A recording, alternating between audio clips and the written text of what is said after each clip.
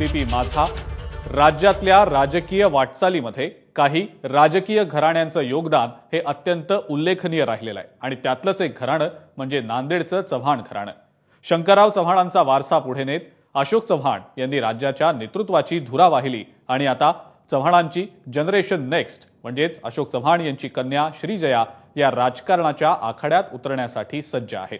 विधानसभा निवडणुका आता अवघ्या काही महिन्यांवरच असताना श्रीजया यांची तयारी नेमकी कशी सुरू आहे? अशोक चव्हाण आपल्या लेकीसाठी नेमका काय विधानसभेचा प्लॅन आखतायत? या आणि अशा अनेक प्रश्नांवर अशोक चव्हाण आणि त्यांच्या कन्या श्रीजया यांना बोलतं केलंय एबीपी माझाच्या उपकार्यकारी संपादक सरिता कौशिक यांनी।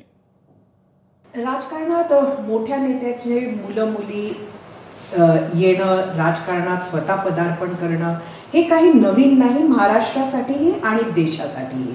शेवटी आपण अनेकदा म्हणतो की डॉक्टरचा मुलगा डॉक्टर आणि इंजिनियरचा मुलगा इंजिनियर होत असतो। राजकारणात अशीच एक पदार्पण होणार आहे का याच्याबद्दलचं कुतूहल, याच्याबद्दलची उत्सुकता आपल्या सगळ्यांना आहे आणि ती आहे श्रीजया चव्हाण यांच्याबद्दल। अशोक चव्हाण राज्याचे माजी मुख्यमंत्री यांच्या कन्या नक्की काय करणार आहेत त्या ह्याबद्दल सगळ्यांनाच बरीच प्रश्न आहेत।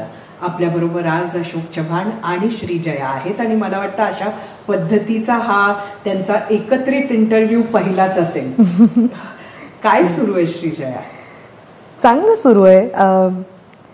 आई वडिलांना पाहिलेलं आहे, आजी आजोबांना पाहिलेलं आहे, मतदारसंघात फिरताना, लोकांची सेवा करताना, लोकांची मदत करताना आणि त्यांना मदत केल्यानंतर जी समाधान मिळतं आणि लोकांना त्यांच्यासाठी काम केलेलं आणि त्यांना काय आम्ही मदतीला आलो ते पाहून आम्हाला खूप छान वाटतं आणि आज मला वाटतं की हे समाधान मला सुद्धा पाहिजे आणि वडिलांसोबत आईंसोबत मला सुद्धा ह्याचा आनंद घ्यायचा आहे। म्हणजे राजकारणात येण्याची तयारी झालेली आहे सांगू शकता तसं। अरे वा, तुम्हाला कधी कळलं की श्रीजयाला हेच करायचंय असं? मी तुम्हाला सांगतो की आमच्या घरामध्ये कोणी काय करावं हा विषय माझ्या वडिलांनी माझ्यावर लादला नव्हता आणि मी सुद्धा यांच्यावर लादलेला नाही।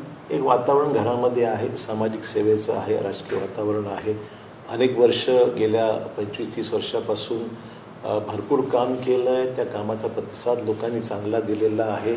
लोकांना आमच्याबद्दल क्रेडिबिलिटी आमची माहिती आहे, म्हणजे विश्वासार्हता जी आहे हा सगळ्यात जमेची बाजू आहे। श्रीजया माझ्याबरोबर गेल्या 2 वर्षापासून माझ्याशी अटॅच, म्हणजे राजकीय कामामध्ये लक्ष देते, ज्याला बॅक ऑफिस म्हणतो आपण, ते बारीक सारीक विषय पाहत राहते, माझ्या कामामध्ये हातभार तिचा लाग असतो, त्यामुळे आपोआप तिला तो इंटरेस्ट निर्माण झालेला आहे आणि आता निवडणूक लढवण्यासंदर्भात तिची इच्छा आहे।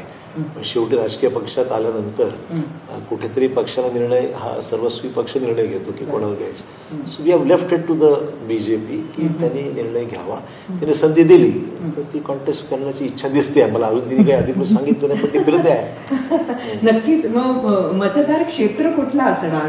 भोकरमध्येच काम सुरू आहे का?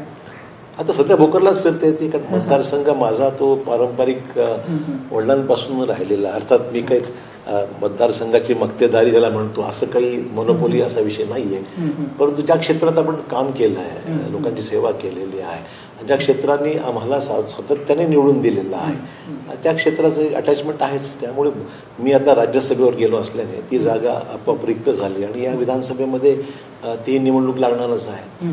त्यामुळे तिचा प्रयत्न आहे की जो आपला मतदारसंघ राहिला आहे तिथेच आपली सुरुवात व्हावी असा तिचा इच्छा दिसते। भोकरबद्दल काय सांगशील? लहानपणापासून तुझं येणं जाणं असेलच, कसं बघते तू भोकरमध्ये जाते तेव्हा? काय वाटतं? कसं इंटरॅक्शन करते तिथे लोकांशी? भोकरचे